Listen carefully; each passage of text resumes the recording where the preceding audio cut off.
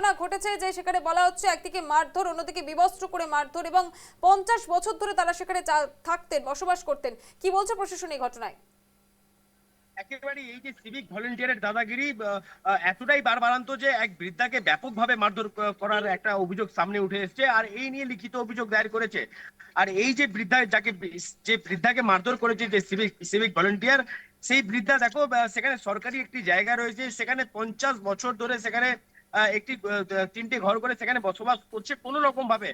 আর এতটাই অভাবের কারণেই দেখো খুব খারাপ অবস্থায় সেখানে দিন গুজরান করছে। আর সেখান থেকে উঠে যেতে বলেছিল এই সিভিক ভলেন্টিয়ার, আর এই সিভিক ভলেন্টিয়ার যখন কথা শোনেনি, তারপরে জায়গা নিয়ে বিবাদ শুরু হয়। বিবাদ হওয়ার পর এই সিভিক ভলেন্টিয়ার তাকে মারধর করে সেই বৃদ্ধকে। আর এতটা এমন ভাবে মারধর করা হয়েছে, বিবস্ত্র অবস্থায় করে মারধর করা হয়েছে, এমনটাই অভিযোগ উঠে যাচ্ছে।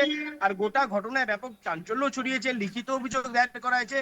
আর গোটা ঘটনায় তদন্ত শুরু করেছে পুলিশ। আর যদিও জেলা পুলিশ সুপার জানাচ্ছে যে অভিযোগ জমা পড়েছে, যদি সিভিক ভলেন্টিয়ারের বিরুদ্ধে যদি অভিযোগ প্রমাণিত হয়, তাহলে সেই সিভিক ভলেন্টিয়ারের বিরুদ্ধে ব্যবস্থা নেওয়া হবে, এমনটাই জানানো হয়েছে। একেবারে তনুজ, অনেক ধন্যবাদ। শ্যামাশি। এতক্ষণ সরাসরি আমাদের সঙ্গে ছিলেন আমাদের প্রতিনিধি তনুজ জৈন। এবং যে ছবিটা উঠে আসছে যে আবারও কিন্তু সেই সিভিক ভলেন্টিয়ারদের দাদাগিরি উঠে আসছে। মোহাম্মদ ইলিয়াসের নেতৃত্বে কয়েকজন তাকে উচ্ছেদ করে জায়গাটি দখল করে নেয় এবং মারধর, সঙ্গে বিবস্ত্র করে বেধড়ক মারধরের মতন অভিযোগ উঠে আসছে।